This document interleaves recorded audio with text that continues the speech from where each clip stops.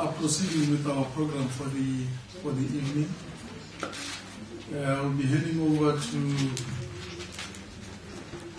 Comrade Paul Mashatile to read the resolutions of the Commission on Social Transformation.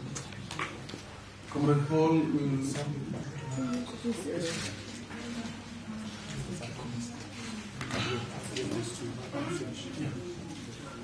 Copies of the presentation will be given to yourselves at the end of the briefing. Thank you very much. Comrade Paul, if you please read the statement. Thank you very much, Program Director. It's a very long document, so I may not just read everything. Let me firstly say that the Social Transformation Commission included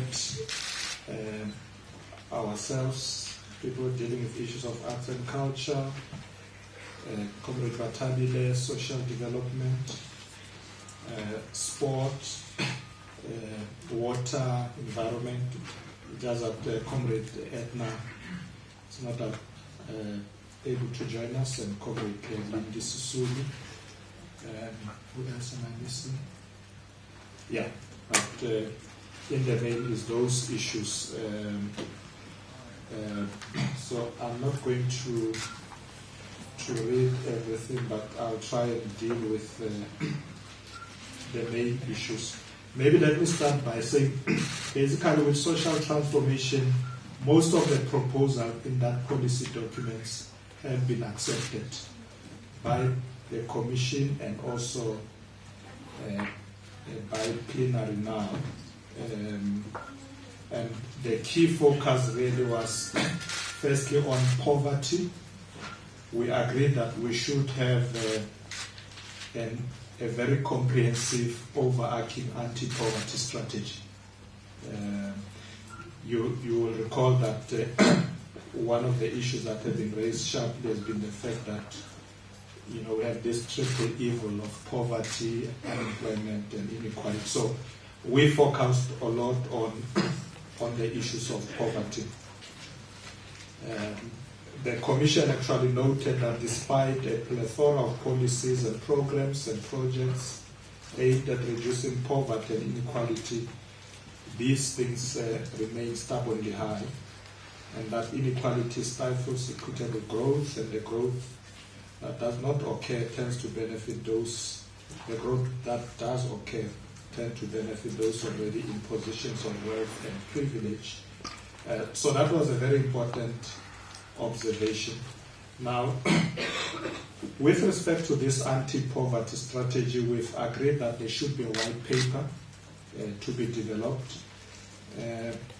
Now, many of you may be aware that the issue of anti-poverty is driven from the Office of the Deputy President to integrate all government departments and agencies. So a white paper will be developed and will basically look at all other initiatives to date.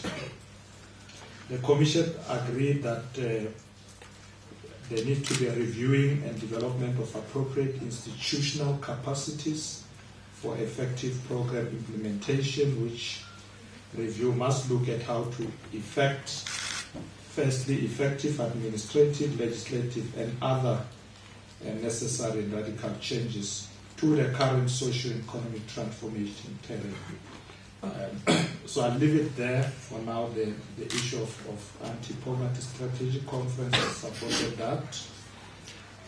Then we looked at social cohesion.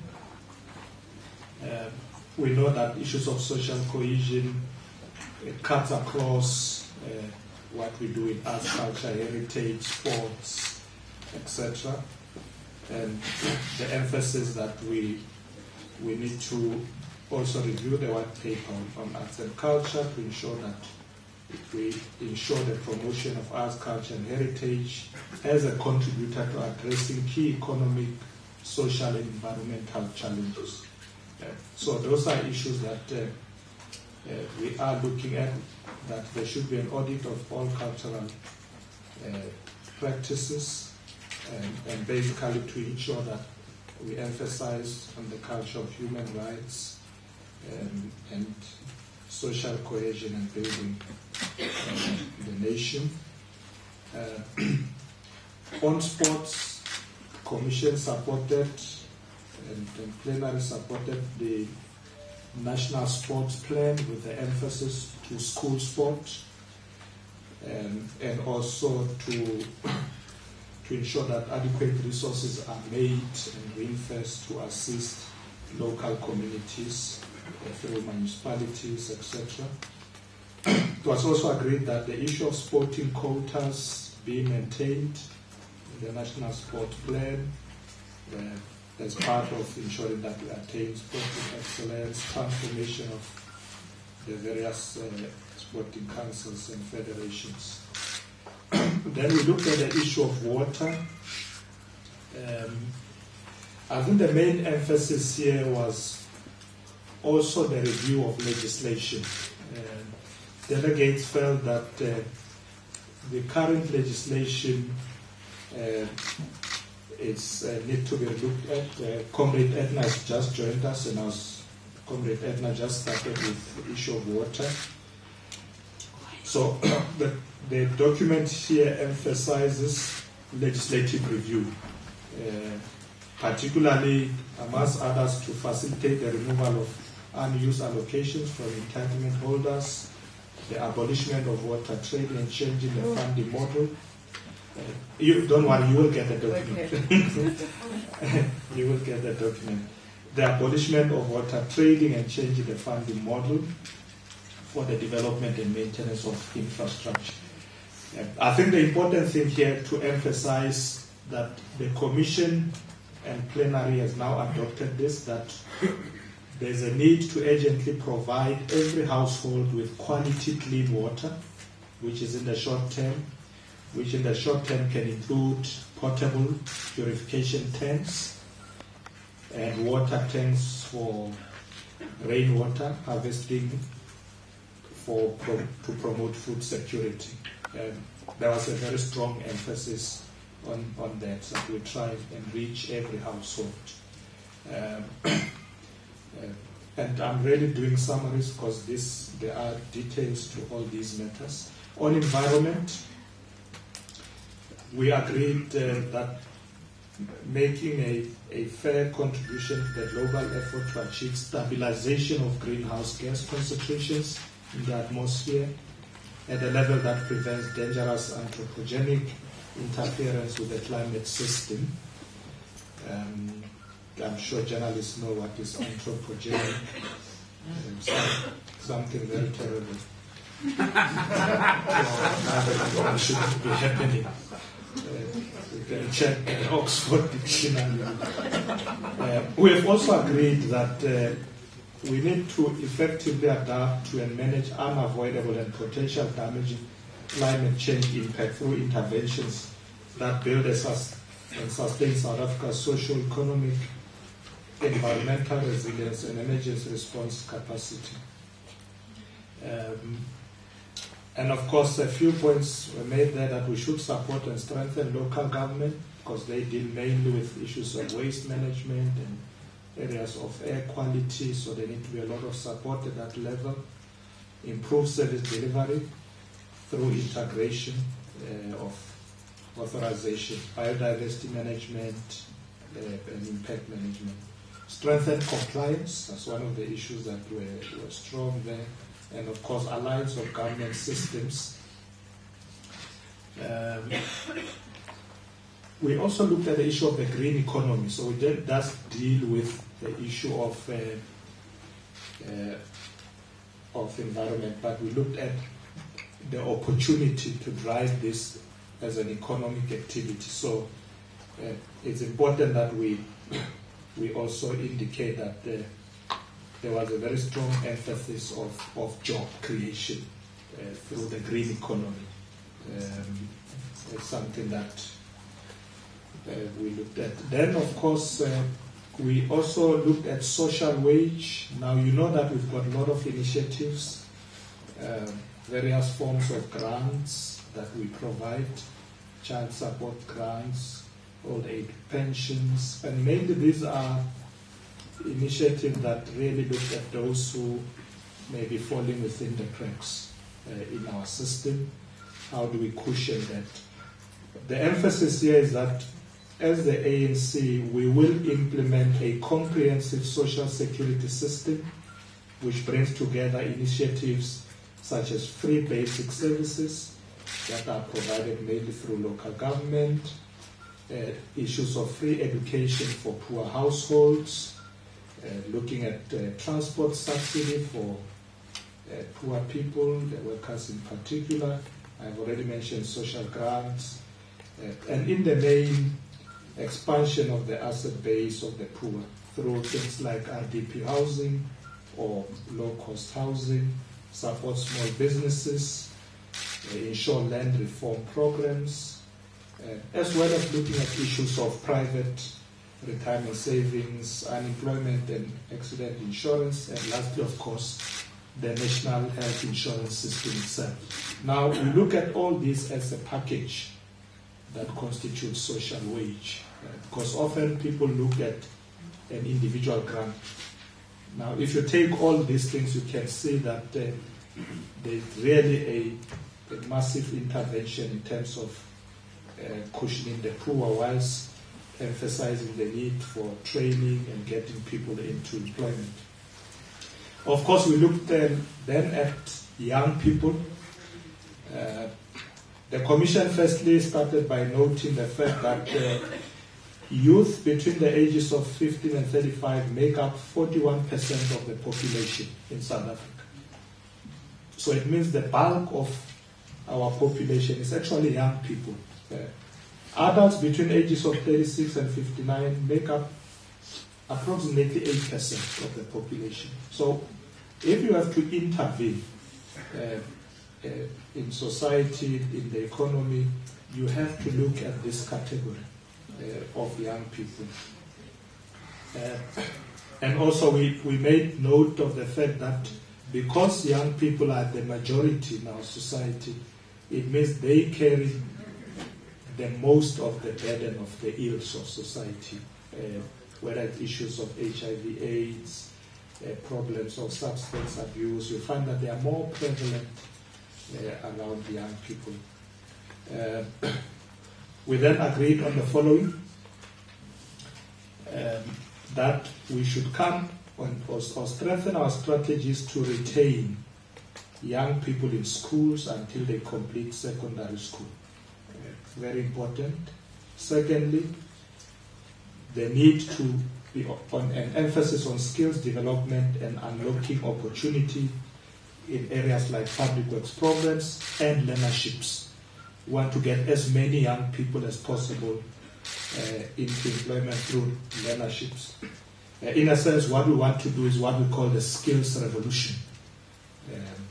Getting more young people into these opportunities, because once they are skilled, then they can have a lot of job opportunities. Then we propose what we call a job seekers grant. And now it's a different one to youth subsidy. Because remember the criticism with the youth subsidy is that you actually give money to employers and on the promise that they will employ young people. And I think there's a lot of concern that could be throwing money down the drain and get the young people to be abused because employers want to claim this money. Now, this other proposed grant seeks to focus on skills. In other words, you provide resources to ensure that young people are skills and prepared for employment opportunities. Of course, it's something that will be discussed further with other stakeholders, but that idea has been supported and we'll be developing it further. We then agreed that young people should also get into what we call the National Youth Service for a period of 2 years at least,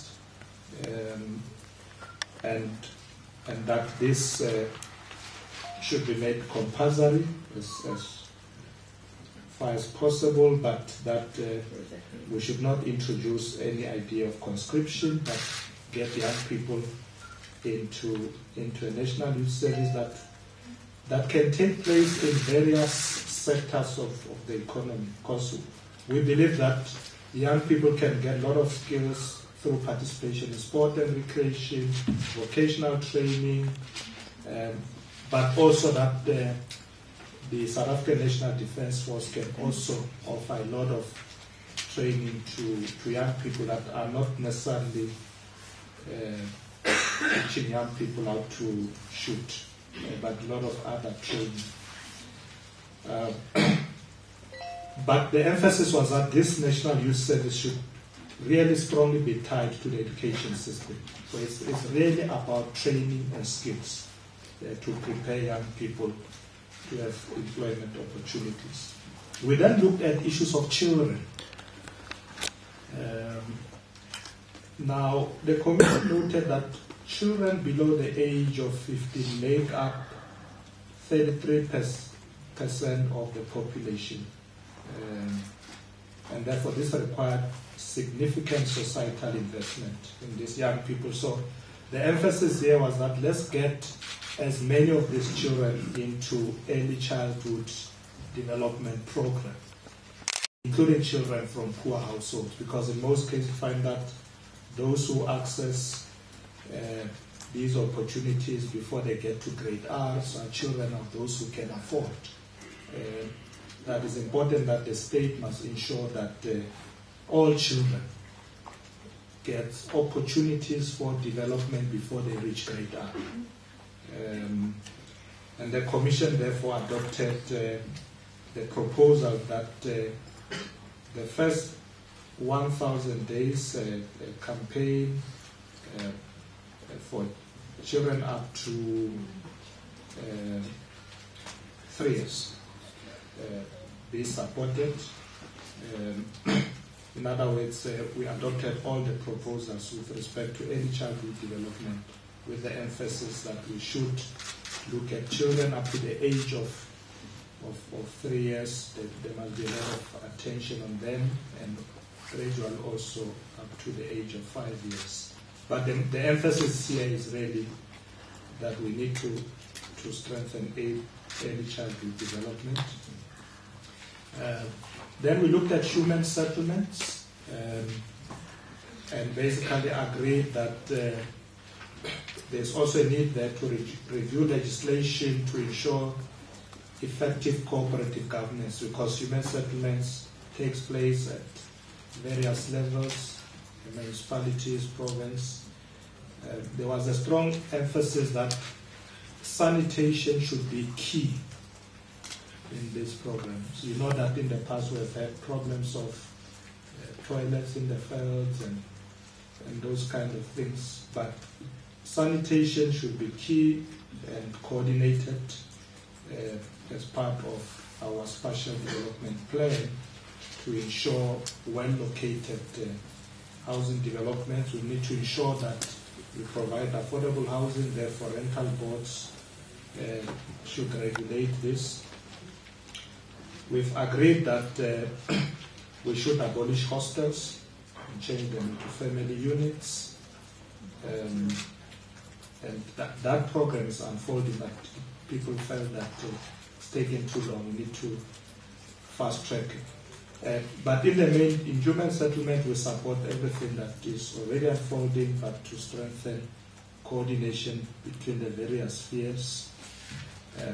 There was also an issue that sometimes you have state land, whether it's in the hands of municipalities or other government departments, that land should be made available for new human settlement. There was an emphasis in that document that in fact we need to build new cities, new integrated cities, to ensure that we deal with moving our people out of informal settlements. On issues of disability, we have agreed that we're going to, the conference will ask the NEC committee dealing with this matter to prepare a comprehensive discussion document on the rights of people with disabilities and come up with policy options which must include exploration of an integrated policy to promote participation and integration of people with disabilities at all levels of government. So there was no policy document in our commission on this matter, and we felt that something missing that we should bring on board. Those are the issues we dealt with. And lastly, the last paragraph read is that we should get institutional arrangements right. That often there is a significant break in the way these things are managed, and there's a need, therefore, to ensure a uniform legislative approach, ensure that there's proper accountability by various spheres of government in providing these services, and proper resourcing of all the agencies that are going to be involved in the area of social transformation. In brief, I tried, it's a very long document. When it's complete, this is just a summary of the issues we dealt with, because in social transformation we dealt with a whole lot of issues. The ministers and deputy ministers here with me will be able to deal with various aspects that you may want to ask. Thank you very much. Thank you, Comrade Bom. As we know,